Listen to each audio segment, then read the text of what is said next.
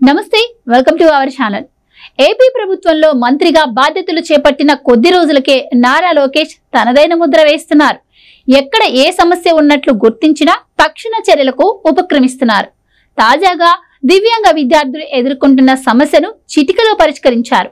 National institutes లో ప్రవేశాల కోసం దివ్యాంగులైన విద్యార్థులు ఎదుర్కొంటున్న సమస్య నారా లోకేష్ వాట్సాప్ లోకి రావడంతో దాన్ని లోకేష్ సీరియస్ గా తీసుకున్నారు.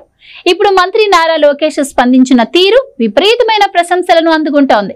తద్వారా దివ్యాంగ విద్యార్థులు ఐఐటి, ఎన్ఐటి లాంటి జాతీయ విద్యా సంస్థల్లో ప్రవేశం పొందగలుగుతున్నారు.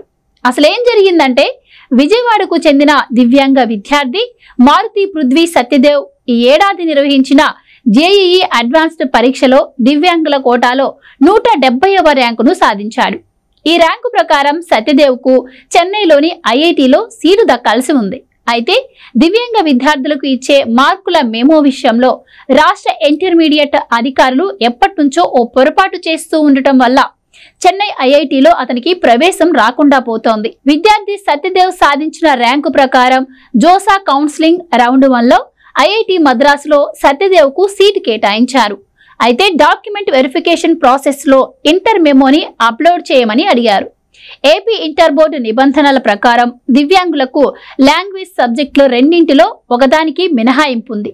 దీంతో సత్యదేవ్ సెకండ్ లాంగ్వేజ్ పరీక్ష రాయలేదు. ఇంటర్ పరీక్షలో ఏ గ్రేడ్ లో ఉత్తీర్ణత సాధించాడు. మినహాయింపు పొందిన లాంగ్వేజ్ సబ్జెక్టులతో కలిపి మార్కుల మెమోలో 5 సబ్జెక్టు మార్కులు ఉంటాయి. మినహాయింపు పొందిన సబ్జెక్టుకు సంబంధించి సర్టిఫికెట్ లో ఇంటర్మీడియట్ బోర్డు వారు ఎప్పటి నుంచో ఈ ఎగ్జెంప్షన్ అని మాత్రమే పేర్కొంటున్నారు. దీన్ని ఐఐటి మద్రాస్ అంగీకరించడం లేదు. సెకండ్ లాంగ్వేజ్ సబ్జెక్టుకు సంబంధించిన సర్టిఫికెట్ లో ఈ స్థానంలో నిర్దిష్ట సంఖ్య ఉంటేనే అడ్మిషన్ అని తేల్చి చెప్పారు. ఈ పరిస్థితి కారణంగా తనకు సహాయం చేయాలని ఈ ఏడాది జూన్ 22వ తేదీన మంత్రి లోకేష్ కు వాట్సాప్ ద్వారా మెసేజ్ చేశారు. వెంటనే స్పందించిన మంత్రి లోకేష్ సెకండ్ లాంగ్వేజ్ లో ఈకి బదులుగా కనీస మార్కులతో ఇంటర్మీడియట్ సర్టిఫికెట్ ఇవ్వాలని బోర్డు అధికారులకు ఆదేశించారు.